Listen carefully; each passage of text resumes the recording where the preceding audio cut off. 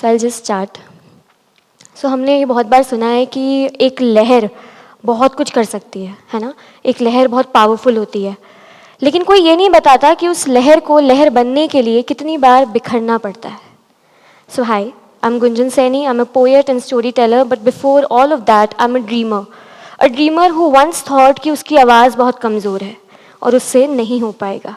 Same आवाज़ जो अब एक रिपल बन गई एंड इवेंचुअली एक वेव बन गई, वेव ऑफ स्टोरीज़। तो मैं एकदम शुरुआत से शुरू करती हूँ।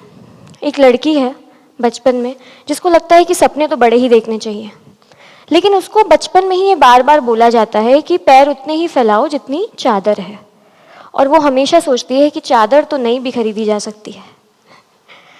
तो ये थी मैं। मुझे हमेशा से ये लगता था कि बड़े सपने देखने हैं, लेकिन मेरी एक प्रॉब्लम थी बचपन में कि मुझसे ज़्यादा बात नहीं हो पाती थी। और ऐसा नहीं मेरे से करी नहीं जाती थी, इट्स जस्ट मेरा मन नहीं करता था किसी से बात करने का। तो बहुत ही छोटी उम्र में मेरे ऊपर ये टैग लगा दिया गया कि ये है शाय लड़की। जब मुझे शाय का मतलब भी नहीं पता था, तब से ये टैग आ गया। तो इवेंचुअली मैंने मान लिया कि okay, I am a shy person. धीरे धीरे बड़ी हुई तो टैग्स बदलने लगे। मैं बहुत वो थी, थिन चाइल्ड थी एक, है ना। तो बहुत जल्दी मुझे ये बोला गया कि ये तो बहुत कमज़ोर बच्चा है। अब मेरे दिमाग ने वो एक्सेप्ट कर लिया कि ठीक है, मैं शाय हूँ और मैं कमज़ोर हूँ। आगे गई तो थोड़े नंबर्स ऊपर नीचे होने लगे, तो पूरी फैमिली में ये बात उठने लगी कि इससे तो कुछ नहीं हो पाएगा। तो मेरे दिमाग ने मान लिया कि मुझसे तो कुछ नहीं हो पाएगा। अब शायनेस इतनी ज़्यादा बढ़ गई कि मैंने किसी से बात करना ही छोड़ दिया। तो मैंने डायरीज़ लिखना शुरू किया। मैं डायरीज़ में ना मूवीज़ के गाने जो होते हैं उनके लिरिक्स लिखती थी। तो वो पोइट्री होती है एक तरह की, और मैं बार बार पढ़ती रहती थी। तो तब मुझे समझ नहीं आता था कि ये मैं क्यों करती हूँ, क्योंकि मेरी उम्र का कोई बच्चा नहीं कर रहा था।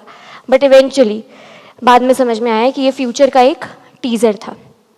तो अब ऐसे ही मेरे अंदर वो आ गया कि मैंने एक्सेप्ट कर लिया कि मैं काबिल नहीं हूँ, मुझसे नहीं हो पाएगा।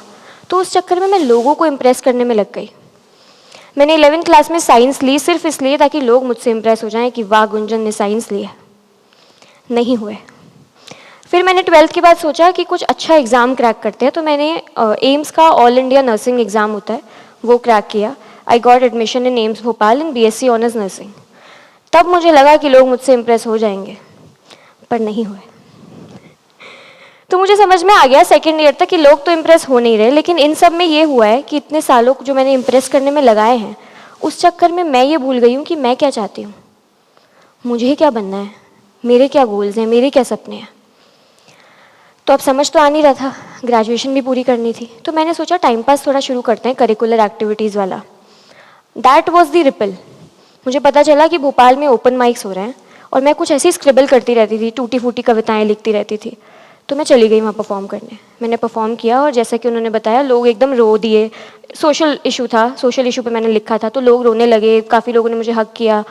तो मेरी दोस्त ने उसके बाद मुझसे पूछा कि तो ये करना है अब, लाइक ऑल लाइफ अच्छा लग रहा है। तो मैंने कहा नहीं यार, कविताएं तो नहीं सुनानी। क्यों नहीं सुनानी? क्योंकि उस वक्त कोई नहीं सुना रहा था। मतलब ऐसे बहुत लोग थे, लेकिन मेरी उम्र के यंग लोग जो कविताएं सुना के अपना घर चला रहे हैं, ऐसे लोग कोई दिख ही नहीं रहे थे कि कोई फुल टाइम पोएट है, स्टोरी टेलर है। एक्टर्स बहुत थे। तो मैंने सोचा, थिएटर किया थोड़ा बहुत, और मैंने कहा एक्टर बनेंगे मुंबई जाके, पोइट्री वोइट्री साइड में ही रखते हैं।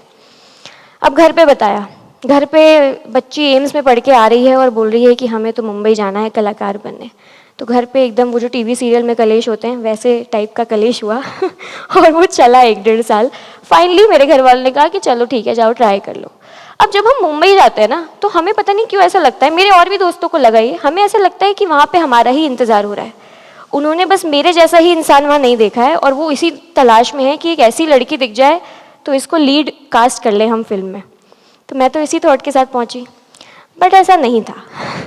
आपको समझ में आता है कि उन्होंने आपके जैसे, आपसे बहुत अच्छे, आपसे बहुत ख़राब, हर तरीके के लोग देख चुके हैं वो। और एक छोटे छोटे रोल्स के लिए भी ना इतनी लंबी लंबी लाइन लगती है कि आपको वो रियलिटी 2-3 दिन में ही हिट कर जाती है। तो मुझे समझ में आ गया। अब मैंने सोचा ठीक है, ऑडिशंस तो चल ही रहे हैं, साथ में इंटर्नशिप शुरू कर देती हूँ जिससे मैं थोड़ा इंडस्ट्री में अंदर जा पाऊँ। अब मुझे इंटर्नशिप्स में भी रिजेक्शन पे रिजेक्शन मिल रहा है, और मुझे समझ नहीं आ रहा है यार। मुझे लगा चलो एक्टिंग का समझ में आता है, इतनी अच्छी आती नहीं है, बट मुझे बात करना तो आता ही है। ये सब क्या हो रहा है? इंटर्नशिप्स पे मुझे, अनपेड इंटर्नशिप्स पे भी रिजेक्ट किया जा रहा है। तो मैंने कहा शायद इट्स मी। तो एक दिन मैं बैठी, मैंने सोचा कि क्या हो रहा है यार। तब समझ में आया वो जो बचपन में जो मुझे टैग्स मिले थे ना, शाय, कमज़ोर, इससे कुछ नहीं होगा, वो मैंने अपने माथे पे चिपका लिए हैं।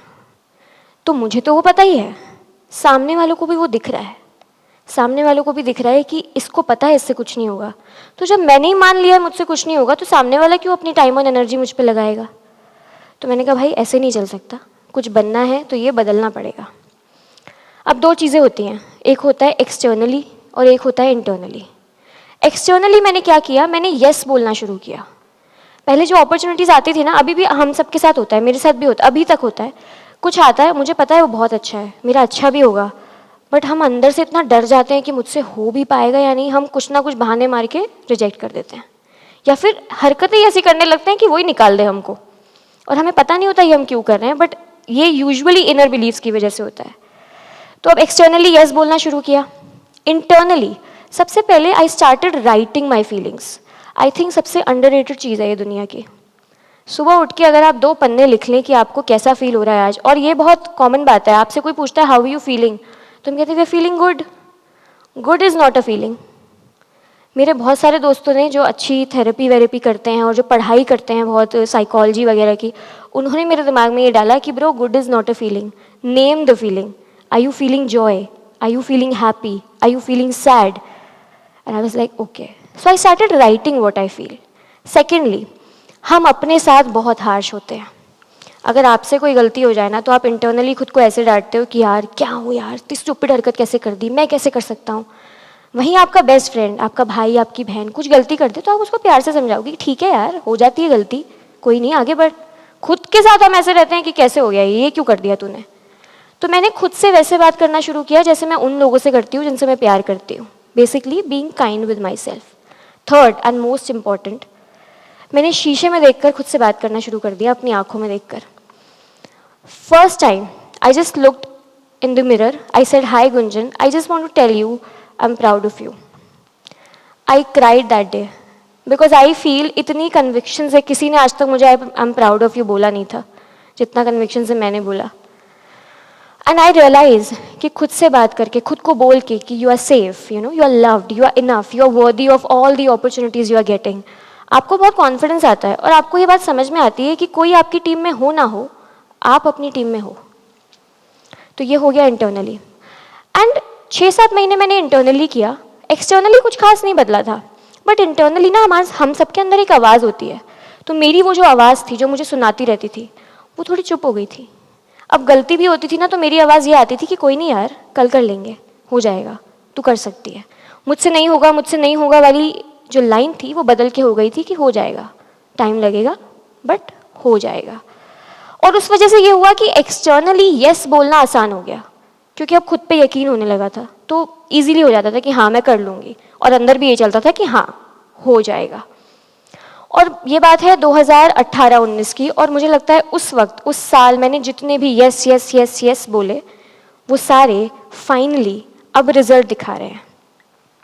Same girl who was shy once, जिससे किसी से बात नहीं की जाती थी, जो ऐसे भरे रूम में वहाँ पे भी आके बाहर चली जाती शायद कि ये तो मेरी जगह नहीं है, is travelling all over now, doing her shows, performing, meeting peoples, अपनी कहानियाँ सुना रही है, लोगों की कहानियाँ सुन रही है।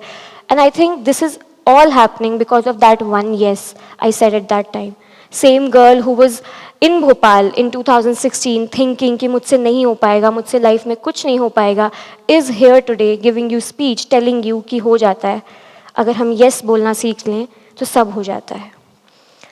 तो उसी पे I wrote something for you guys कि दुनिया की पाबंदियों